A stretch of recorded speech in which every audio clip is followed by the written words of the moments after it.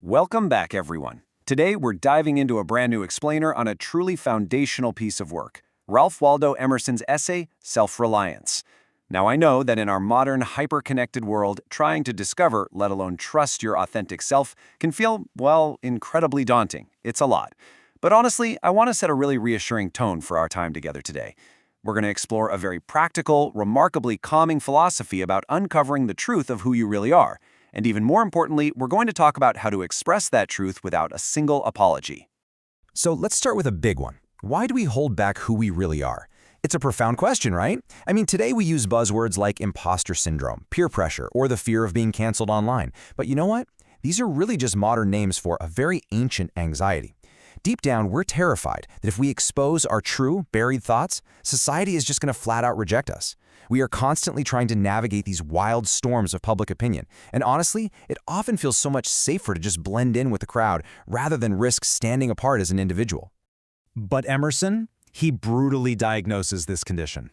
He famously said, "Envy is ignorance, imitation is suicide." That is heavy. But he argues that blindly copying others, sacrificing your own unique identity just to fit in, is quite literally a form of spiritual self-destruction. When we imitate, we are actively robbing the world of our unique genius. We're killing off the exact thing that makes us incredibly valuable, basically replacing our own authentic voice with just a mere echo of somebody else's expectations. All right, so here is our quick roadmap for today's explainer. We'll be covering 1. The fear of being you. 2. What self-expression truly means. 3. How society limits your expression. 4. Real-life examples of genius. 5. Practicing the expression reset. And 6. A quick recap and what is next. Let's jump right into Section 1, the fear of being you. Because before we can truly express ourselves, we really have to understand the psychological stakes of conformity. Like, why exactly do we so often choose to suppress our deepest, most genuine convictions? Well, the core issue is simply this. We bury our true thoughts out of fear of judgment. Emerson observed that we routinely dismiss our own brilliance. He called it that unique gleam of light which flashes across the mind from within simply because it goes against convention. We convince ourselves our ideas aren't good enough just because no one else is saying them. So what do? We quiet that internal gleam just to avoid the sting of criticism. Which brings us nicely to Section 2, what self-expression truly means. Okay, so if burying our thoughts is the main problem, what does it mean to actually express them? Well, Emerson coined this incredibly profound term for the solution, the aboriginal self. He defined this as the deep force within us, the fountain of action, and spontaneous intuition. Think of it kind of like a subterranean river flowing right beneath the surface of your conscious mind. This isn't just a random collection of quirky personality traits, right? Emerson genuinely believed this is a profound, ground-floor human identity that connects our most private, quiet intuitions to a vast universal intelligence.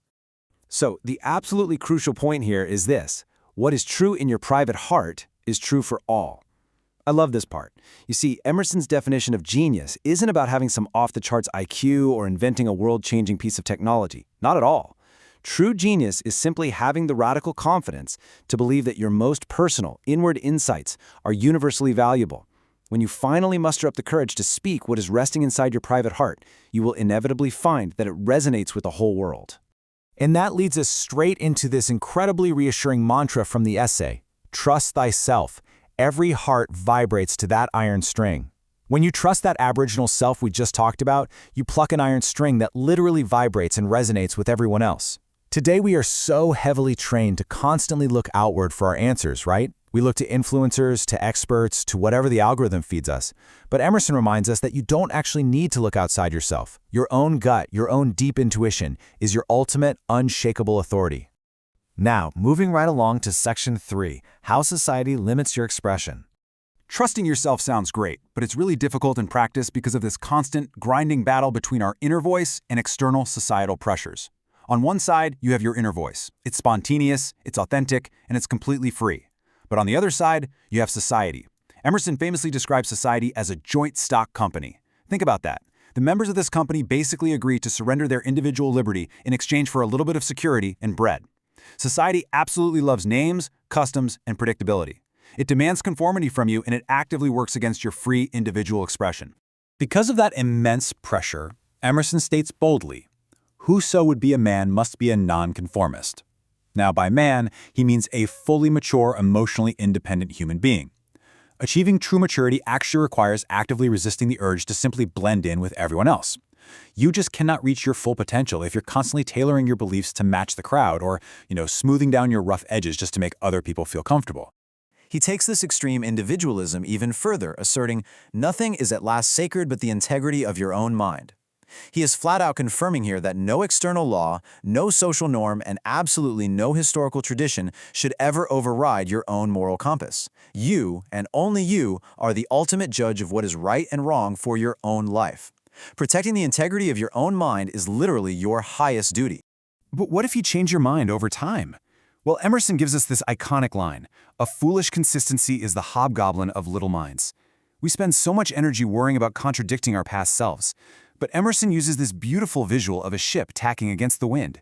To move forward, a sailboat has to zigzag left and right. Up close, it looks wildly inconsistent, like it's just going back and forth. But when you zoom out, that zigzagging is exactly the path that leads the ship to its true destination.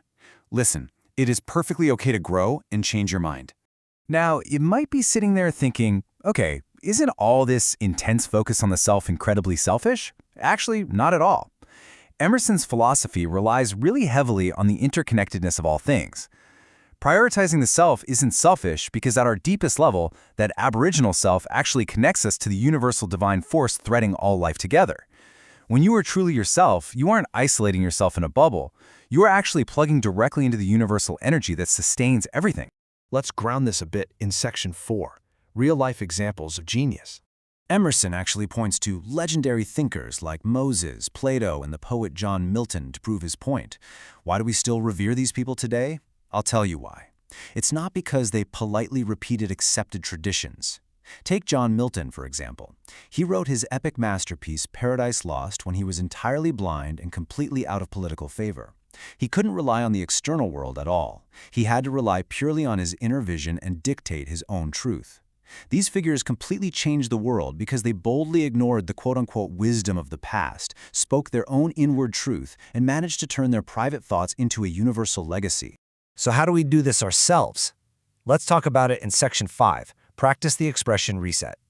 How do we actually apply this transcendental 19th century philosophy to our busy modern lives? Well, here are 3 highly actionable steps to practice what we can call the expression reset. First up, disconnect from the crowd. You have to carve out some solitude. Maybe that means putting your phone in another room for an hour or just closing your laptop to temporarily escape the joint stock company of society. Second, listen to your intuition. Pay really close attention to that internal gleam of light we talked about earlier. And third, speak your truth boldly. Once you finally hear that inner voice, you must act on it, regardless of what the crowd thinks or how they react. The outcome of this reset is remarkably simple, and honestly a huge relief. Your genuine action will explain itself. When you act from a place of true authenticity, you don't need to offer these long, drawn-out apologies or lengthy explanations. Conformity explains absolutely nothing and requires endless justification. But a genuine action? It's much like a confident stroke of paint on a totally blank canvas.